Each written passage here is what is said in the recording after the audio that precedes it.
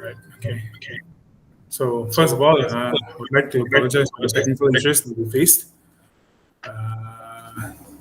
Okay. Yes. So I am Murphy. I'm a representative from Solomon Hospitality and licensed partner for Speedy Global Malaysia. And okay, yes, today we're going to be talking about all of our Australian migrations and everything that has to do with our services. So we have a few questions for you, and all that we have listed for the FAQ and programs. And we'll start off with why do we apply immediately today with Speedy Global? Oh well, that's fairly simple. That's because Australia is about half a million people behind on immigration at the moment. Just in working holiday visas, normally in Australia, we would have approximately 140,000 people in Australia at any one time on working holiday visas. Most of those people, of course, work in the hospitality industry. Some are picking fruit and some do both. But the reality is at the moment, we've got almost none. So, I mean, there are some, but maybe 10 or 20,000, that would be about it. So the reality is that a person should apply now. Australia is very much on track for opening up by Christmas. We have a massive demand for hospitality staff. So just the working holiday visa, that's something you should apply for now. It'll take a couple of months, and by the time it's done, you'll be here in Australia and the borders will start to open. With regards to chefs, chefs are now on the priority skills list. So that means to say that a chef applying to come to Australia will get a priority over other skilled migration. So they're in a list of fairly short list of occupations, nurses and such are on the list also, that basically are considered high priority. So a person who wants to migrate to Australia either for the short term, a couple of years of work on a skilled migration visa, or alternatively a independent migration visa, so an independent skilled migration. How are we talking about short-term period? Yeah, so a sponsored visas are typically, at least the first one, is typically about 2 years long. The reason for that is that most employers won't look at sponsoring you for 4 or 5 years if you've never worked for them before, you know.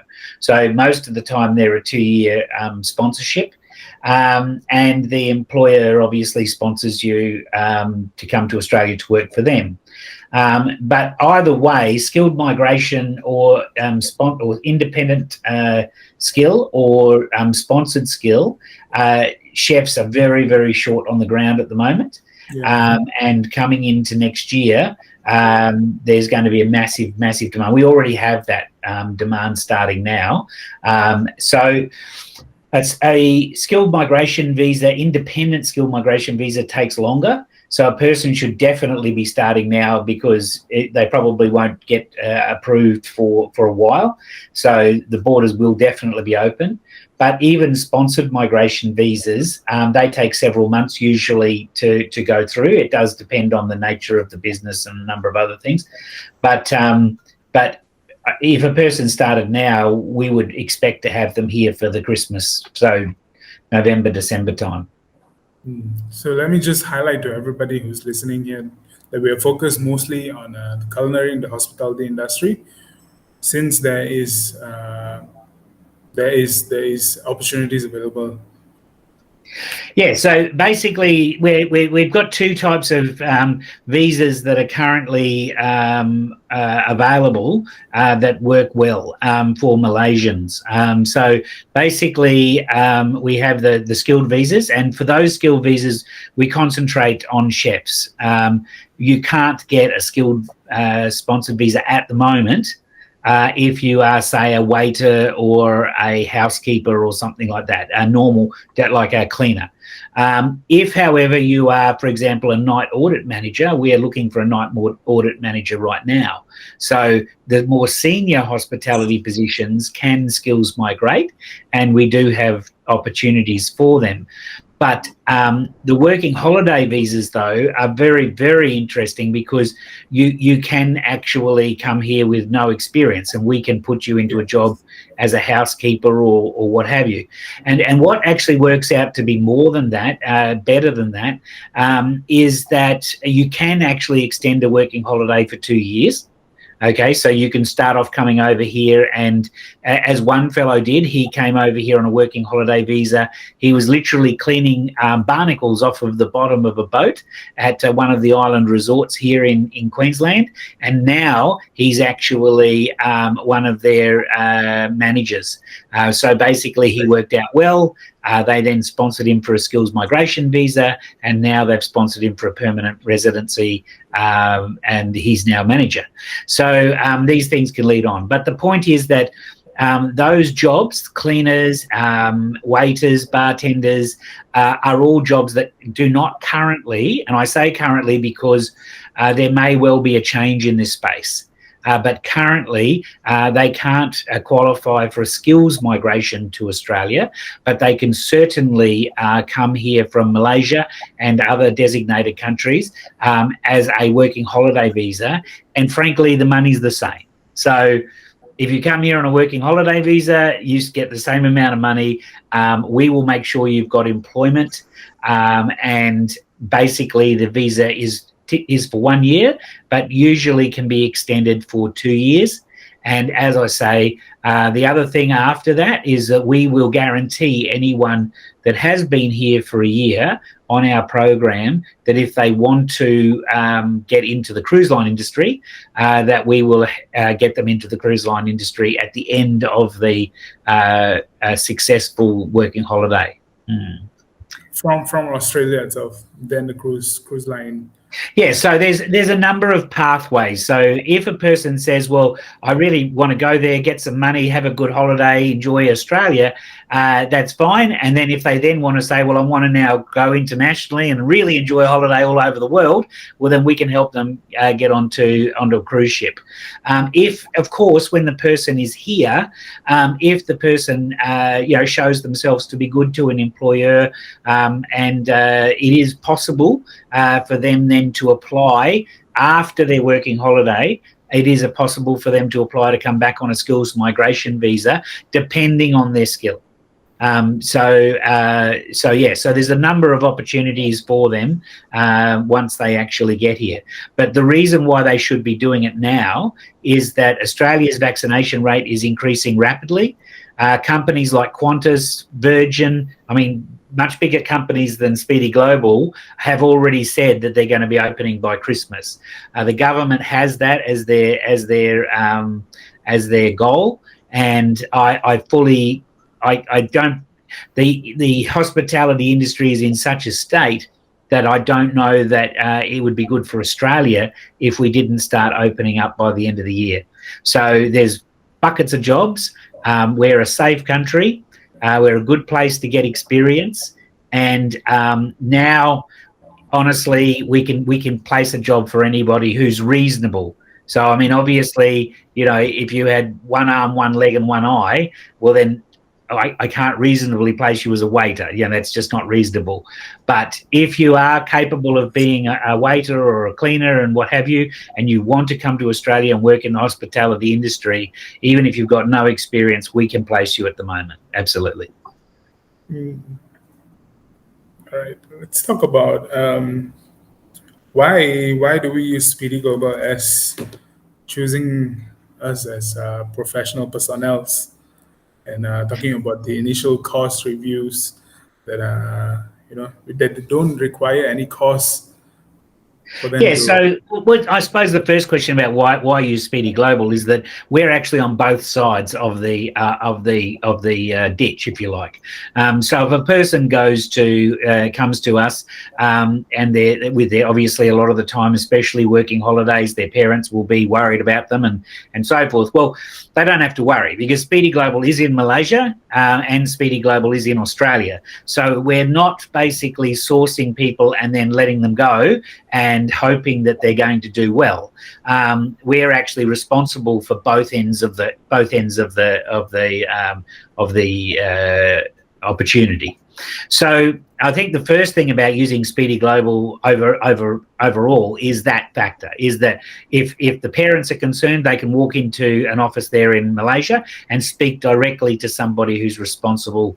If the child is got any issues here, they will be speaking directly to Speedy Global. So there's not a question about, oh well, you just hand them over and then take no responsibility. The second one is that Speedy Global is very good at doing these things. We process thousands of people a year, so it's not a question about this is the first people we've ever processed for going overseas. And the third one, of course, is because we are very well interconnected with hospitality. Is what we do here in Australia. We have got interconnect into some very major hospitality opportunities, and so that's why I suppose we do specialise in hospitality. So if a person came to us who wanted to be a lawyer or an accountant or what have you, and they wanted to migrate to Australia, then maybe we're not the best choice. We could help someone. We understand the process and everything, but we don't really have interconnect into lawyers and accountants other than the ones we use ourselves for our own company, But with hospitality, we have interconnect all over Australia, and at the moment, everyone's needing employees. So with that, outside of the lockdown areas. But even the lockdown areas, we expect that once the vaccinations get to above 70, certainly above 80, that lockdowns will be minimal at best, and all of the lockdown areas will suddenly bounce back. So we know, for example, that Hamilton Island, just before the last lockdown, needed 300 people. Well, of course, during the lockdown, they haven't needed those people at the moment, but as soon as the lockdown... what type of staffs again? Same, all hospitality staff. So chefs, waiters, cleaners, housekeepers, basically the area that we're in. I mean, we don't, right. As I say, so if a person is from Malaysia and wants to have a migration to Australia, can we help them? Yes. Have we done these sorts of visas before for other people? Yes.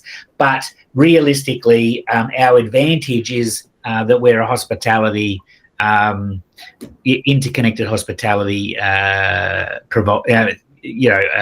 with the hospitality industry, and have been. I mean, I've been involved with the hospitality industry here in Australia since 1990.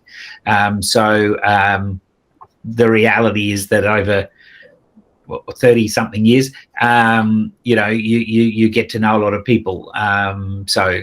So hospitality, we're particularly interested in people who want to go to hospitality, and also those people who then want a future career on cruise ships, because obviously our big thing over the last decade has been supplying the cruise line industry.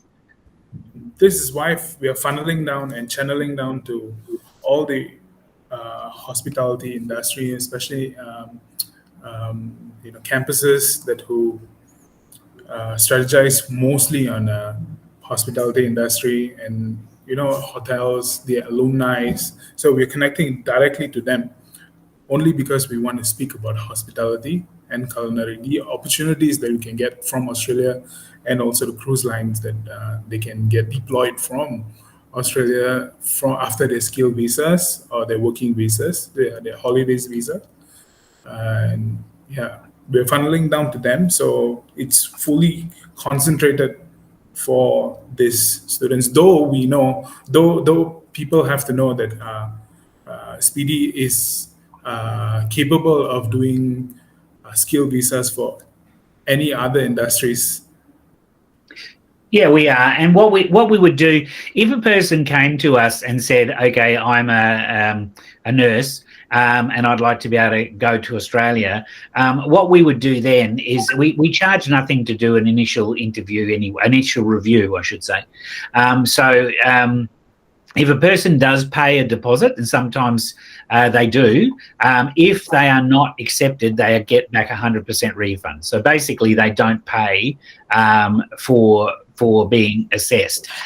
If we don't accept someone, it doesn't necessarily mean to say they can't go to Australia. Obviously, we don't guarantee a visa because we're not the government. But if we won't take someone, it's because we do have guarantees. We honour our guarantees, and we stand by them. So if we look at somebody and we really don't think we can honour a guarantee, or we're not sure, then of course we might not take the person. That person may go to another migration agent and get through, and so on. But at the end of the day, it's something that we can't guarantee. And so therefore we might not accept the person. If we have a situation, sorry about that, that was my son. Yeah. So if I'll just shut the door and hopefully.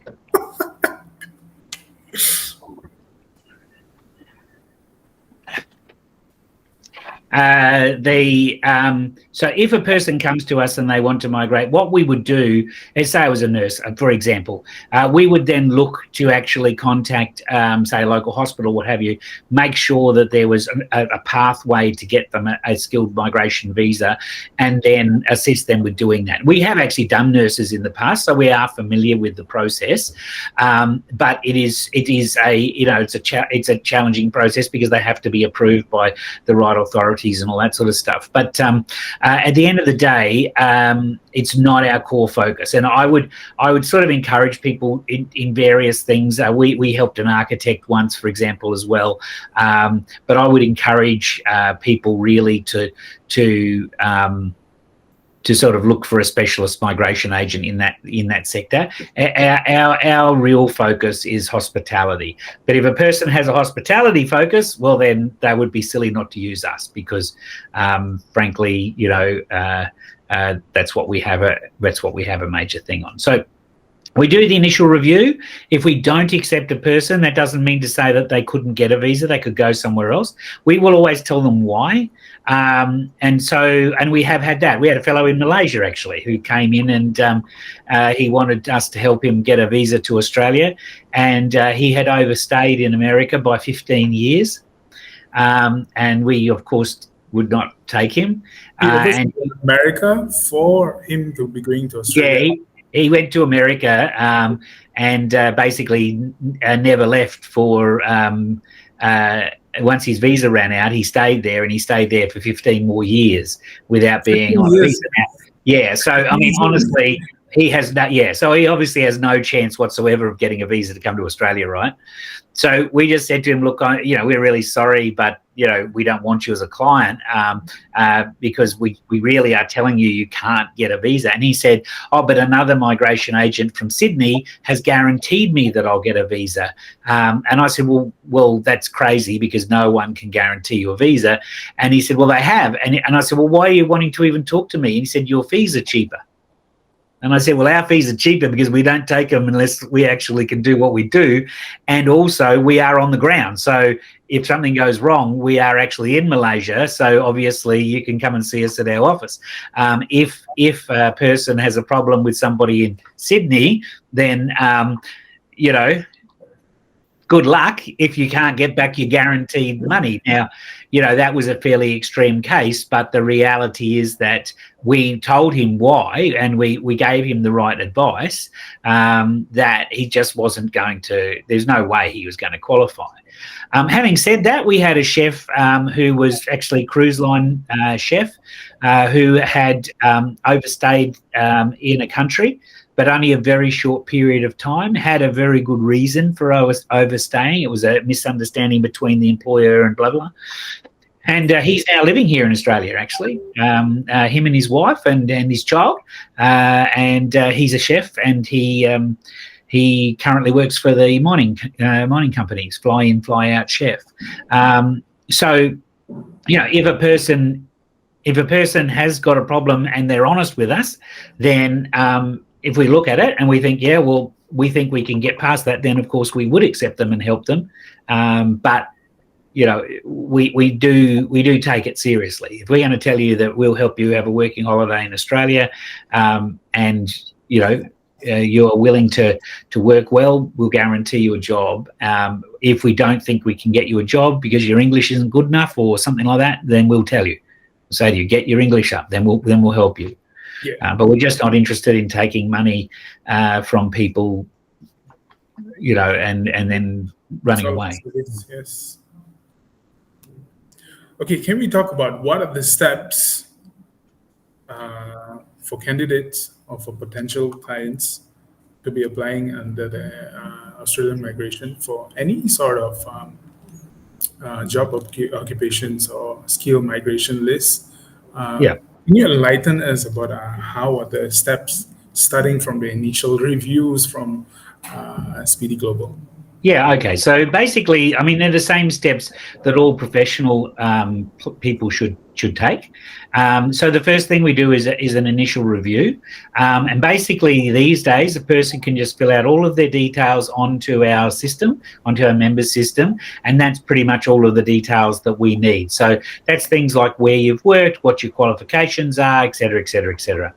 We ask you, we have a checklist for health checking, general health checking, and we have another one for what we call security checking. So basically, have you ever overstayed a visa? Have you ever been disqualified from a visa? Blah, blah, blah, blah, blah. So once they've done that, we can use that pretty effectively to be able to tell them that so long as they have not lied to us, then we would be able to help them. So at that point in time, that's the initial review. We do the initial review first. As I say, if a deposit was paid, it's refunded in full. If it's not paid, then it doesn't need to be refunded. But we then tell them whether we will move forward or not. Once the person moves forward, there's basically, to all visas, there's two parts to the process. The first part is to become visa ready. So what happens in a lot of cases is people go, but of course I'm a chef. I'm working at the, Hilton. And you go, yes, okay, you are working at the Hilton and you are working as a chef, and that's pretty close to what you need to do in order to be able to migrate as a chef. However, you also do have to prove your qualifications. You also have to prove your history and so forth. So it's not just, and even medically, but there's the step before even doing the medical is to make sure that you actually do meet the criteria. So that's becoming visa ready. Okay, now that visa ready doesn't matter whether you're doing a skilled independent visa or whether or not you're doing a sponsored visa, because in either case, you still have to prove that you are appropriately qualified, that you have the right skills, and that you have the right experience. So what happens is that we do the visa ready process first, making sure that the person, to all intents and purposes, has all of the information that they need. It has been assessed to make sure that their skills are actually equivalent to Australia so that they can come here on a skilled migration visa. And then we do the visa application. Once the visa application goes in, then of course it's completely up to the government here in Australia what happens next and the timelines that happens within. Obviously, it's faster for skills migration. For sponsored migration than it is for independent normally, although I hasten to add again that chefs are now on the priority list for skills migration. For working holiday visas, the process, the steps are still the same. So before we apply for the visa, you do have to have a certain amount of information. It's not just a matter of going, I want one of those visas. So basically there's a step. It's a lot less because it's a working holiday, so it's different if you're sponsoring or not. But there is still a preparation for a working holiday visa, and then there is the application of the working holiday visa. Once you then get the visa, of course, in every category, no matter what we do, we guarantee to help you on your arrival to Australia with regards to employment. So we basically help people not only with the visa, but making sure that they are employed once they get to Australia. And that I think is a major difference between us and other providers, is that we guarantee you that we will get you an employer, All right. So this includes the immigration rights, the advantages, and also the rights for candidates. So we will be assessing them towards how they are applying throughout? Yeah, so basically, I mean, effectively, we hold their hand from the time that they become a client. So long as they haven't lied to us in the initial review, obviously, you can never guarantee a visa. I mean, nobody can, and anyone who tells you they can guarantee you a visa is completely lying to you. Guaranteeing you an employer, in several years, if you go past and look at our material, we haven't always guaranteed an employer. But because at the moment we know that there's such a shortage and there is such a demand, such shortage of people and demand of people, then that's why we're happy to offer the guarantee at the moment. And we see that the guarantee will be remaining for at least another 12 months to 2 or 3 years, because it will take that long for everything to get back to normal. So best time after that, who knows? Sorry? The best time to apply for all these candidates is as soon as possible. Oh, absolutely. In fact, I was only saying to somebody the other day that if you really the urgency of our students getting into track from first starting by applying in Speedy. Yeah, look, as I say, I was only talking to someone the other day, and in all of my career, I don't think there has been a better time to apply for a visa to come to Australia, because there has never been a time ever in the whole of my career that that Australia has been in the situation it is now. So with such a large number of people that are just not here. So normally in the hospitality sector, we have working holiday people. That's 140,000. We also, of course, have students. So a lot of students work in the hospitality industry here. Well, of course, at the moment, we don't have a lot of students either. And so all up, we're talking about hundreds of thousands of positions that are normally filled by migrants or by people on working holiday visas. And so at the moment, if you are willing to work and you are competent of working, then there is no reason why you can't, which is why we're guaranteeing the positions. I mean, it's an easy. I'll give you an example. There's a new casino starting here in Brisbane, just on the river, and they're estimating that they will need 10,000 employees. Oh, So, wow. and at the moment, we're so short of employees in the workspace that it's just not possible to fill that from Australia. So for us to provide that guarantee is reasonably easy at the moment. But of course, you have to also know the people and know how to apply and blah, blah, blah. And that's why the visa ready process is so important. A lot of people just go, oh, I want to go. And you go, well, wait a minute, hold on.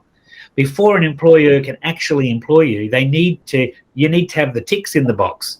So yes, the application for the sponsored visa is very quick, relatively, but you have to have made sure you've got all of your ducks in a line. So when a person comes to us, we do the initial assessment. We make sure that we're willing to accept that person. Then they can be reasonably confident, so long as they've been open and truthful with us, they can be reasonably confident that we are confident that they will be able to come to Australia, and we can definitely get them an employer. Then what we do is we work with them to actually get all of their stuff ready for the visa. So, and there is quite a lot of information, and it's actually a lot more if it's skills independent than it is if it's sponsored. So there's a different fee, obviously, if it's independent versus sponsored. And it's cheaper again if it's working holiday, because there's less work to do. I mean, everything's proportional to work. So once that's done, we then help the person with the application to make sure that the application is done properly. And most of the applications for Australian visas are really just a matter of understanding them and following the process. So if you have this and you have this and you have this and you have this, and you fill it in properly, you answer the questions correctly and truthfully, then there's every reason to believe you'll get the visa. So Australia's general policy is, if the person meets the criteria, they can have the visa. All right. So it's not generally, you will see people, and quite honestly, the only ones we've ever had problems with did lie. They had an immigration check. So basically the local embassy checked on the person, and they didn't actually work at the place that they said they'd worked at, and so forth. So that's the only time we've ever had a problem. We've never had a problem with a person who actually told us the truth up front, and we've submitted the truth, because the truth is the only one you've got. Even if you did overstay for a short period of time in a country, that's what happened. And then we had the letter from the employer to say that it was their fault, that they had told him that they had the visa, blah blah blah. He did leave straight away. It was only a week or something after over expiry, and the Australian government, of course, accepted that, because that's a sign of good character. The person did not lie. He did not try and cheat. So we help you get all of that together, do the application process, and of course, now in the case of an independent, we wait until you get the visa, and then we'll help you with the employer. In the case of a sponsored visa, obviously we help you get the sponsor, because you can't apply for the visa until you have the sponsor. Yes. So by now, our contest now, our viewers might be thinking, what's the real difference between state sponsorship and then a skill independent visa, and then a working holiday visa? Yeah. Okay. So working holiday visas are the easiest, because basically they are a working holiday. So effectively, the government doesn't really care where you work, and they really don't care about your skills overall. It is, you are coming here in order to have a working holiday, and so by definition you can work where you want to work. You get paid the same amount as an Australian. You cannot be shorted. That's what we do. We make sure that you are going to be paid correctly, but effectively there's no real skill involved. You can be completely unskilled. You can come over here and pick fruit. There's no problem at all. So it's all about this visa which is required. So how long does visa it's all about how long that this this working holidays visa is going to last you? Yeah, so normally, okay, so a working holiday visa is typically issued for 12 months. And then in that 12-month cycle, if you do a certain types of work, like work regionally in certain jobs and so forth, then you can get a second extension, depending on which country you're from, blah, blah, blah. So the point is that, in short, basically, if you come over here and you work in the regions and you do 3 months and you do them the right job, then you can have 2 years. Okay, so you come over here initially on a 1-year visa, but it can be extended to a 2nd year, provided you meet the criteria. So when a candidate says to us, okay, I just want to come over for a year, I'm not interested to stay for 2 years, that's fine, that's done, right? If a person comes over and says, look, I love it here, I want to stay for another year, then we will help them get a job in an appropriate job so that they can then get a 2nd year lawfully in Australia. Okay. So if you're going to help them get a job, and then so the uncle program not only helps them get a job, but it actually supports them with it. So we will make sure that the person is, even correctly housed. Are they in a safe area?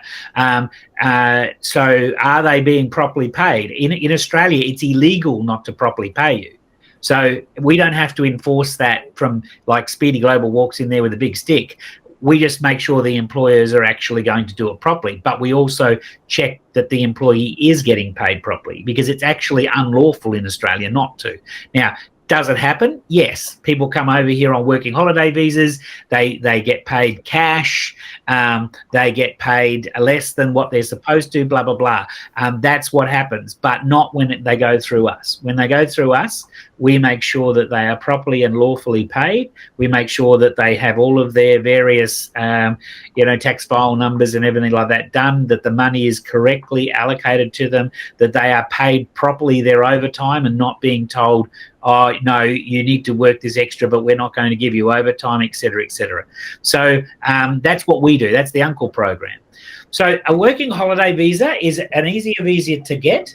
And basically you can do whatever job you've got. And the only real disadvantage with the visa is, one, it's only 12 months, I suppose, but two, and the most real disadvantage at the moment, is that depending on where the employer is, you may only be allowed to work for them for 6 months.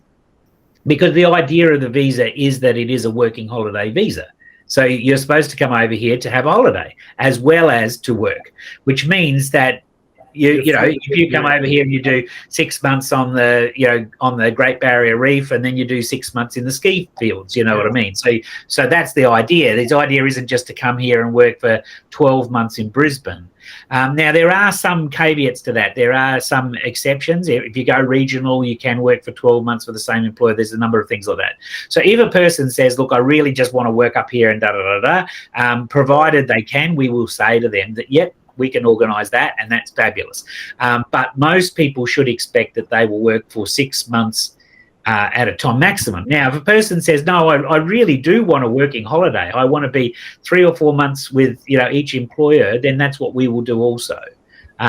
So if a person wants that, we will work on getting them, you know, say a couple of months on the Gold Coast, a couple of months on the Whitsundays, a couple of months in Cairns, a couple of months in Tasmania, a couple of months in Victoria, because they're doing a true working holiday, you know, because at the moment there's so much work around. It's easy enough to do.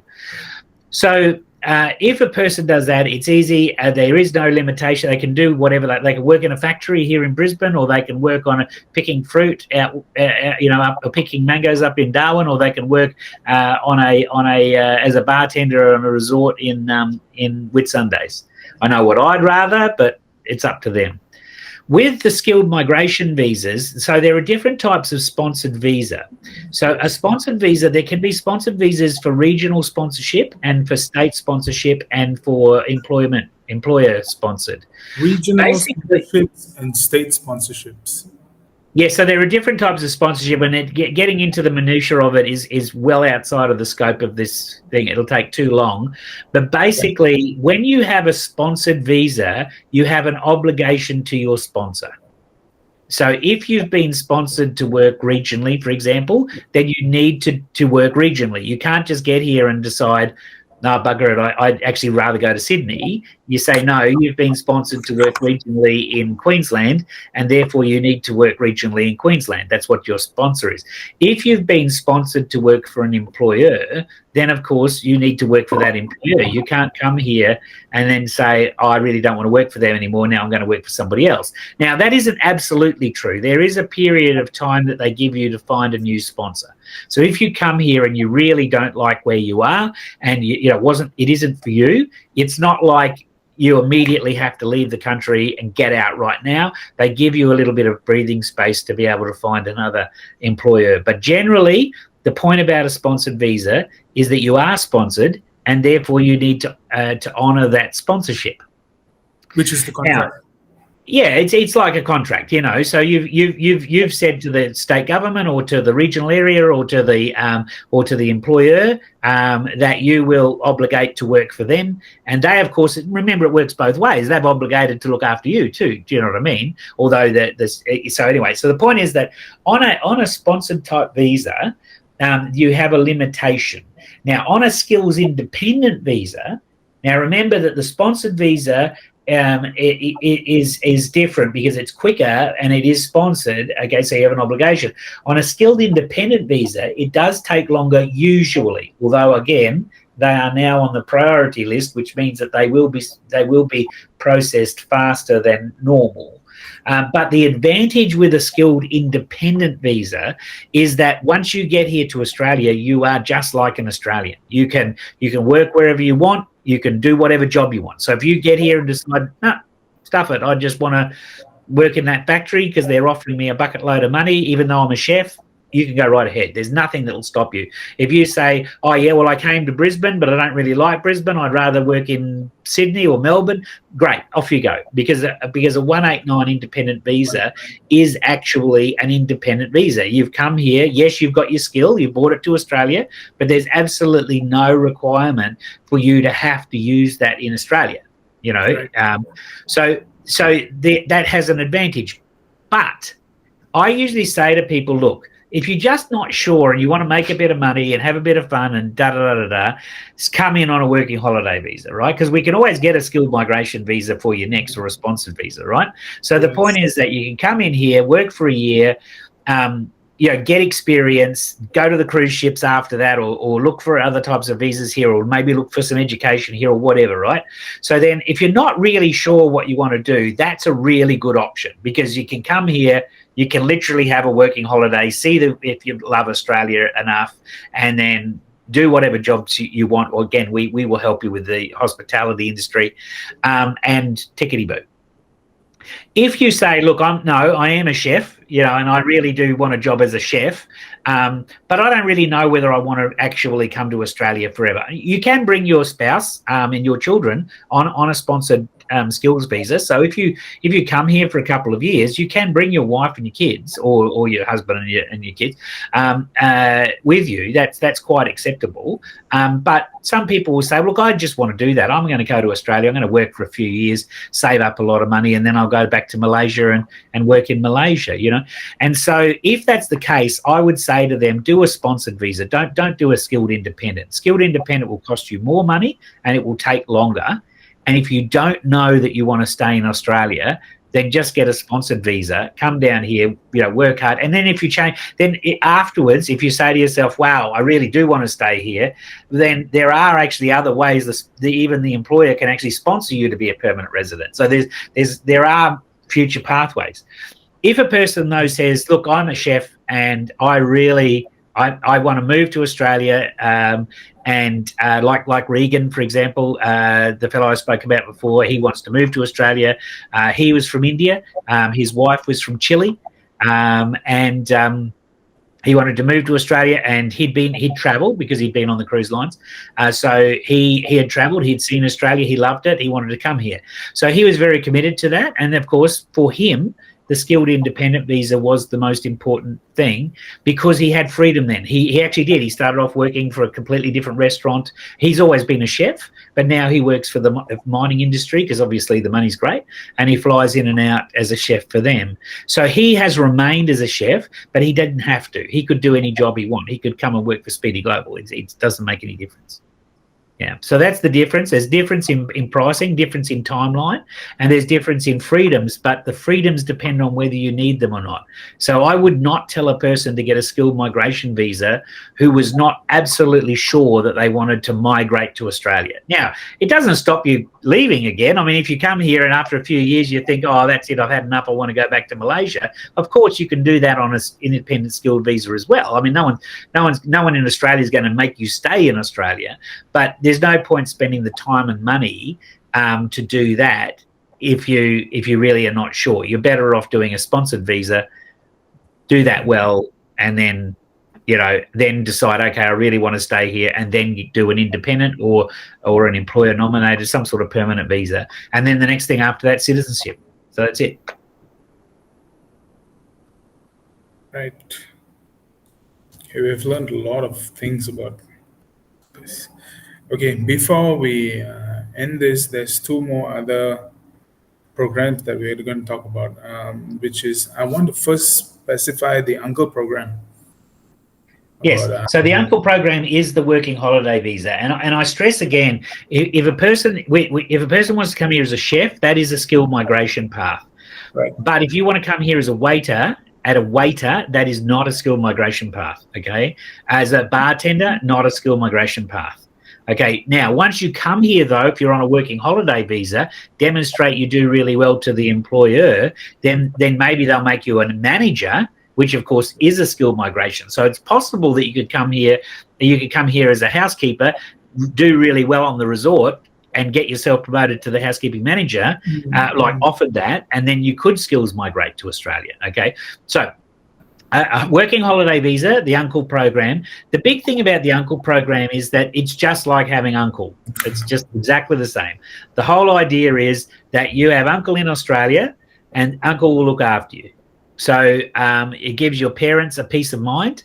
It gives you a peace of mind. I mean, you're coming to a country that you don't know, that you're not really that familiar with. Where do you live? What is the protocol? What happens if this happens? What happens if that happens? That's okay. Just ring UNCLE.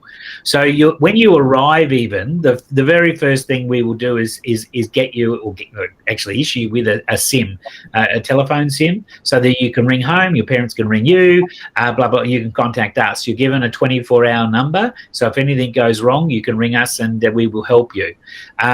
So then, for example, we would prepare you for wherever you're going to work first, and that's largely a conversation with you. You know, you say, oh no, I want to work in this area or that area. Say, for example, you've done your training, you really want to get into wine, then maybe you want to work the harvest, you know, work the harvest down in Victoria, which is great experience. And 3 months working the harvest in Victoria, so that when you go back and to become a sommelier, you can honestly say, I've worked the harvest, you know. So it's up to the individual. We work with the individual person.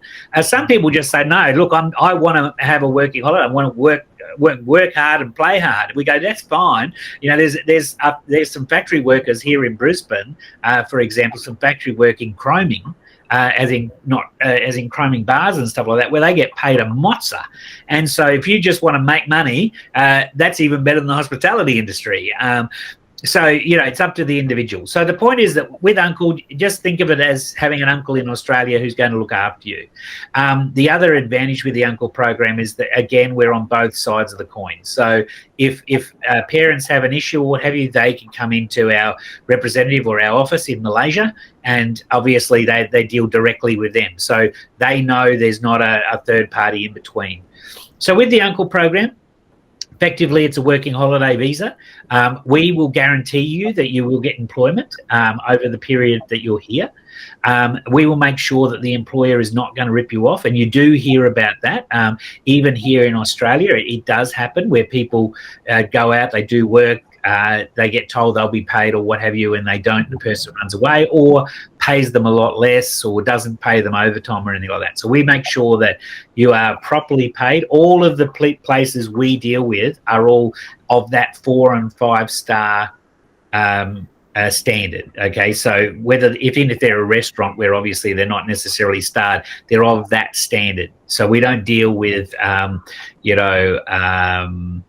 small cafes and things like that. So the reality is that all the employers we deal with are proper employers. They're going to pay you properly. You're going to be on the payroll. You're going to be able to prove you got paid, and you are going to get paid. But the point is, we make sure of that for you. And then we just, as I say, we prepare you once you get here to Australia. We prepare you actually before you even leave, but we prepare you once you get here. We help you get to your employer. We make sure that you've got accommodation. We make sure that you've got it, introduced well to your employer. And then we basically, we're available 24 hours a day, 7 days a week. If ever there's a problem, you just ring us and we will help you. So that's what it's about. It's about providing people with that comfort when they come here, and also the comfort of knowing they're going to have an income. Because let's face it, a lot of parents send their kids overseas on these working holidays, and then the child, for whatever reason, is not that good at getting a job or whatever.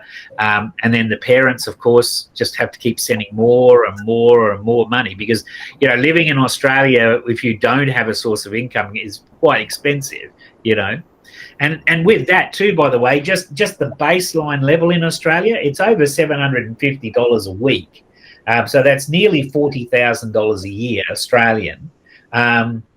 And that does not include overtime or penalty rates. So we would expect that most people working, even at the very entry, I'm not talking about more senior chefs or more senior waiters and everything, but even at the very entry, we would expect people to be making about $50,000, $54,000 a year with overtime and everything, if they wanted to work full time. Now, some of them, of course, will go, look, I'll work for 4 months there, and then I want to have a couple of months where I'm going to have a holiday. I'm going to spend the money I made. And that's okay too, no problem. So that's what we do. But it is really, the Uncle program is all about just being Uncle. It's as simple as that. And Malaysians understand that as probably better than a lot of others. Yeah. So all of these employers from your places are Speedy's resources. Yeah, so basically we've got interconnect with these companies. They're not employed by Speedy, of course. They're employed by the company. So if you go and work for, Tangalooma Island Resort or Kingfisher Resort, you work for them. You don't work for Speedy Global. We're not a labour hire company. But we have relationships with these companies. This is why all of our candidates' jobs are guaranteed. Yeah, so we will guarantee the job. Because we have interconnect with these companies that have the jobs and need the people. And so long as, and that's why we still vet, even working holiday visas, we still vet the working holiday visa. So we won't offer you the uncle program just because you want to pay us for it. So if you came to us and you said, I'll pay you for the uncle program, or I'll pay you double, if you didn't meet the criteria for us to be able to place you, we just wouldn't take you, because we guarantee you the employment. So at the end of the day, we are offering the guarantee, but the employment is not with Speedy Global. It's actually with, and that's better for you anyway. Let's face it. On your resume, it looks a lot better saying that you worked for, you know, a Tangalooma or a Kingfisher, which are true international 4-star resorts. Kingfisher is probably one of the most prestigious eco resorts in the world, you know, literally. That's much better on your CV than saying you worked for Speedy Global, you know. So you work directly for them, you are paid by them, your conditions are there. You would probably live on the island, as a matter of fact, in that particular case. Yeah. So that's how that works. Okay. Since we have 5 minutes, close to an hour of conversation, right, let's speak about the final thing that people might have. We have actually plotted a few people from the northern side of Malaysia. Yep. These people are agricultural practicing people. Yep. So yeah, since we have mentioned about agricultural opportunities in Australia, so let us know, let everybody know about the locations which is available for you know, this skill. Okay, Yes. I can handle it quickly. It's not a skilled visa. The agricultural visa is for pickers and workers on agricultural areas. So typically it could be mangoes up in Darwin. It could be strawberries here in Caboolture, just outside of Brisbane. So it could be in anywhere. It could be peaches down in the Goulburn Valley. So the reality is that, and it could be grapes down in Victoria. So the point is, or Tasmania. So the point is, you could work anywhere where there's demand in the agricultural industry. Now, I really can't give you much more information than that, because Australia has always had what they call the Pacific Island Agricultural Agreement. So people from the Pacific Islands could fly over here and work in the agricultural sector, and they could do that. My understanding is that the new visa that's coming out is going to be the same as the Pacific Island visa. It's just going to extend to the ASEAN countries. Okay, so basically, the visa will be the same thing. You can come down, you can pick fruit. My understanding is that it's going to be a couple of years long, so that people can come down and work for a few years and basically work the seasons and so forth. Now, I say my understanding because the visa has not been gazetted yet, and it is not. It's not in regulation or anything. Okay, so as soon as we actually get the information for it, then of course we will be offering it. But at the moment, all I can say is that there is an opportunity for agricultural people. We do not want any money from them because we don't know what the criteria is going to be.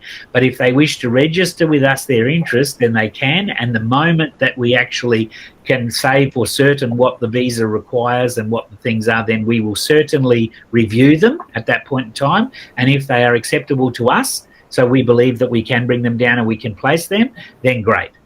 So there is a big demand. I was only out at St. George the other day, out on a cattle farm out there, and they're desperate for people. So there are lots of jobs right throughout Australia in the agricultural industry, and the farmers really do need the help. But at the moment, that visa has not been gazetted, the regulation hasn't come out. And so I cannot tell you who we will take and who we won't take. I can't tell you what requirements they'll have to have. So if they are interested, then they should put their name down with you. We will not take any money from them, nothing. They put their name down. When we know what the visa is, then we will review them. That will be free. If we believe we can help them, based on the visa criteria, which we again do not know at the moment, then we would say to them, that's it. And I would imagine that it will probably be the same sort of thing in terms of work as the sponsored migration visas are. Okay, as the employer-sponsored migration visas, but until we see the actual minutiae of the visa, we cannot even say what the fee will be, because it may be that it's as easy as a working holiday visa, in which case, of course, that's a considerably less fee than a sponsored visa, which is less fee than an independent visa. So. Yeah, so basically all I can tell you is the work is all over Australia. There is certainly a very big demand, and but the actual breakdown of that visa and everything we cannot do now, so people should just register with us, and as soon as we know how to process that visa and what the requirements are, we will assess them. It will not cost them anything. If we believe we can help them, then we'll offer them, and then they of course will pay the fees. We will process them, down they'll come. I can tell you that visa is looking at being available from the end of the year. They said that the visa should be done in the regulation by the end of this month. So by the end of September, we should have the regulations in play, and so therefore we'll know what the visa really entails. And you know, at the moment we believe it's all the ASEAN countries, but it could actually be more than that. Well, Malaysia's an ASEAN country, so no problem. But we don't know. Do you know what I mean? So until it's actually written out, we're not taking any money for it. But if it does come out, we do have the interconnect into the agricultural industry to be able to supply. All right, I think that's about it. That's basically our whole topic for today. Lovely. Yes, so we have covered most of what we have listed, and I hope that our students and our candidates, also our participants, will be able to note down their questions after watching this video, because it will be uploaded right back to all the platforms that we have retrieved them from alumni, from our associates from other colleges, and the social media as public. So we will try to render their questions, their whatever necessary questions right to us, and then we'll probably talk about it, or we'll give them a list on how to answer them. Yep. All right. Okay. Fantastic. Okay. Okay. Yes, that's about it. All right. Thank you so much for today. Thank you. No problem. No problem at all. Happy all right. We'll see you again soon. Thank you. Thank you so much. See you again soon. Bye. Bye, sir.